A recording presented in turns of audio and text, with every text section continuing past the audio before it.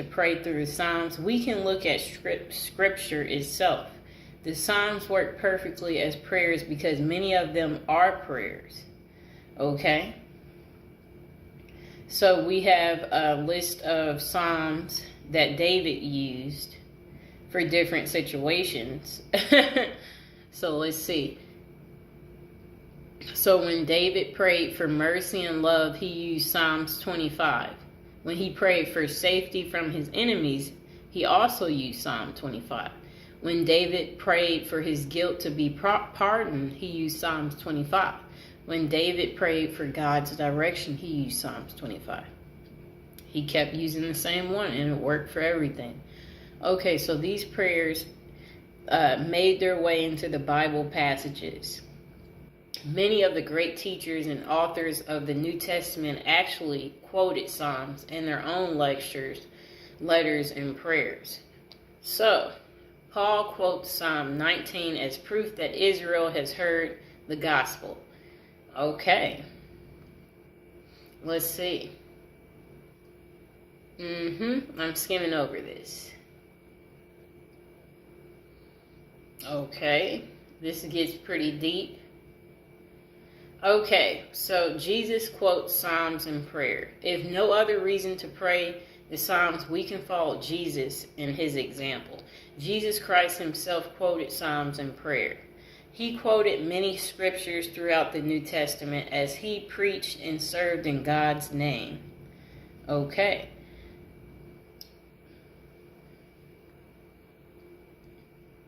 When Jesus hung from the cross, he said, my God, why have you forsaken me? And, Jesus is actually quoting Psalms 22, in which David laments over God forsaking Israel. He quotes a psalm of suffering and of glory, a picture of the gospel. Then, before he takes his last breath, Jesus quotes a psalm again. Okay. We see Jesus crying out loud, Father, into your hands I commit my spirit. Just before taking his last breath, this too is an important quote from a Psalms in which David followed a theme of trust and redemption. Psalm 31 says, into your hands I commit my spirit. You have redeemed me, O Lord, faithful God. Okay. This is a lot. So the benefits of praying the Psalms. When we read in the Bible, we can bring about even more benefits when we also pray the Bible. Praying the Psalms is a special way of praying the Bible because the Psalms are already written directly to God. Praying Psalms to get comfortable with prayer. If you're just beginning your prayer life, communicating in the way of Psalms can take some getting used to. Not knowing what to expect or how it can feel can get in the way of the peace prayer can ultimately provide. It helps to remember that prayer is simply communication. It's establishing a connection and welcoming interaction with God. It helps think of it like reading a poem to someone you admire or care about. It may not match the way you converse with them over lunch, but it is to communicate your adoration and appreciation. Through prayer, God ensures us the opportunity to tell him concerns, worries, requests, or praises, and anything else on our minds. The Psalms helps us.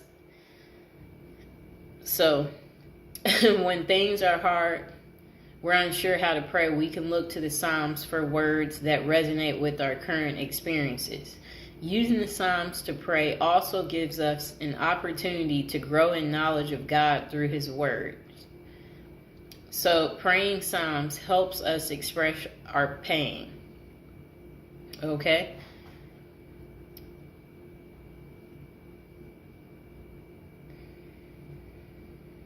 I'm checking out what all they're saying here. So when prayer is painful, using God's words can offer us comfort and peace. When prayer is intimidating, looking to real humans from the Bible can make us feel less alone. That sounds good. Praying Psalms helps us make sense of our thoughts and feelings. When life is confusing, prayer can also be confusing.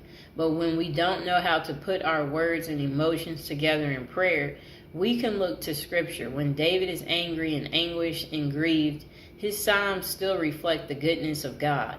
Psalms can become the perfect personalized prayer when life and spirituality get confusing, especially in asking God to lead me in the path of your commandments and turn my eyes from looking at worthless things and give me life in your ways.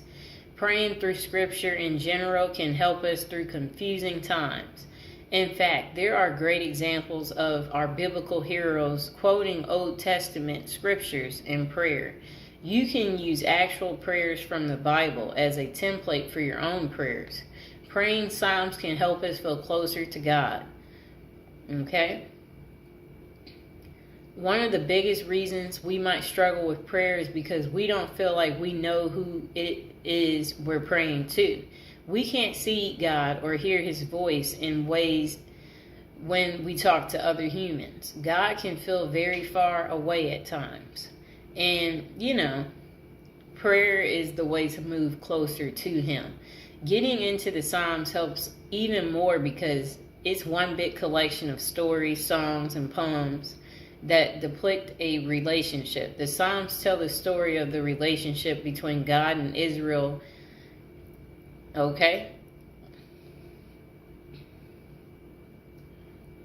Skimming over. So how to start praying the Psalms. All you need is a Bible or the internet. You can do a simple search for a topic that relates to your current situation, or you can randomly choose a psalm to begin with. You don't have to do everything in the list here, and you may come up with some ideas of your own as you get to know the Psalms a little better. But here are some tips for getting started.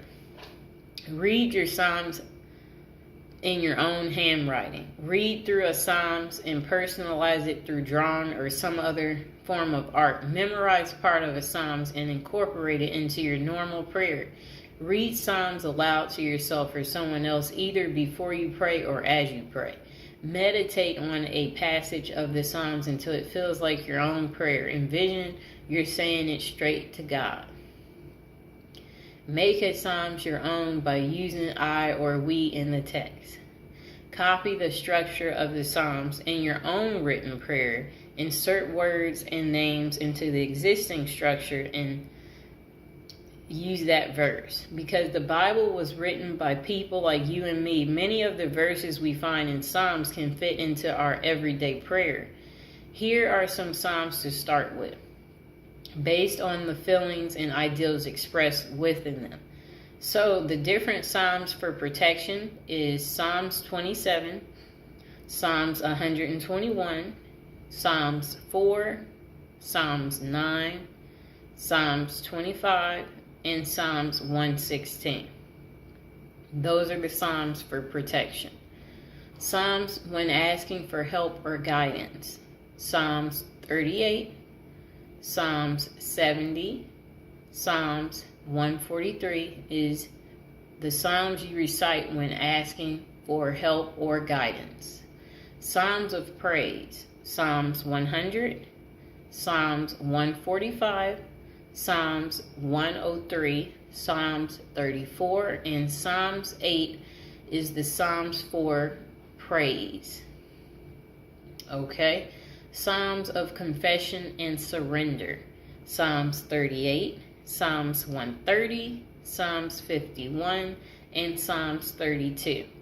Whether you're just beginning your prayer journey or whether you already pray several times a day, praying through the Psalms can enrich your prayer life in ways you might not expect. Some of the most beautiful poetry of the Bible can guide us into new experiences with the God who created us and loves us dearly.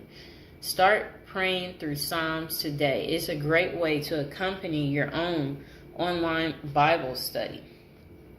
So I hope you now know how to use the Psalms to pray. And here we go right here. This book is called Success Empowered Through Psalms. Here's the back of it. Let me show you the table of contents. And as you open it, right here, it shows you a prayer for protection. And it also has an index for telling you what Psalms to use for different situations in your life. Look at that. It might be a little blurry. So I'll just give an example. If you're wanting to improve your business, that would be Psalms 8. Come here, Mr. Fox. Okay, so if you're wanting to make more friends, that's Psalms 133. If you want to have a pleasant day, that's Psalms 3. If you want to be a winner, that's Psalms 127. If you want to ask for guidance, that's Psalms 28. Now, if you want revenge, that's Psalms 54. If you want to forget a past love, that's Psalms 57. If you want to have a peaceful home, that's Psalms 128. If you want to make a husband love his wife, that's Psalms 46. If you want to lose some weight, that's Psalms 126. Okay. If you want to change your luck, that's Psalms 62. If you want to gain good luck, that's Psalms 4. And if you want to become pregnant, that's Psalms 103 and Psalms 98. Psalms to become popular, Psalms 32. If you're needing justice, that's Psalms 99. To overcome difficulty, that's Psalms 43. To overcome depression, that's Psalms 141. To receive a healing, that's Psalms 116. To receive a blessing, that's Psalms 144. To strengthen your love, that's Psalms 82. To ward off jealousy, that's Psalm 82. To ward off evil, that's Psalms 109. To stop a hex, that's Psalms 142. To rid your house of evil spirits, that's Psalms 38. To remove an evil spirit, that's Psalms 15. To receive some money, that's Psalms 69. For protection from animals, that's Psalms 58. To prevent a psychic attack, that's Psalms 100. Power to control your enemies, that's Psalms 48. To overcome hatred, that's Psalms 137. We'll do one more. To open up the future, that's Psalms 84. So I hope you guys see how cool this is. And here's the other book called The Power of Psalms. 375 ways to use the Psalms for love, power, revenge, success, blessing, prosperity, and protection. And the book shows different rituals, prayers, and purpose. All 150 Psalms are included in this book right here. And let me see. What should I show you about this too? They have a table of contents too.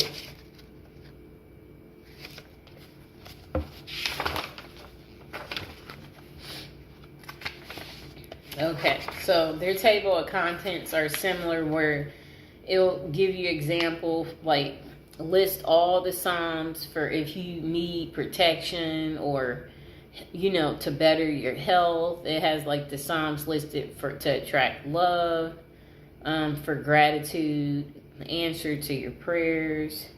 If you've lost faith, it tells you what Psalms for that. Yep, it has all that in here. Whoops. And notice I have this stuff highlighted because you can do that too.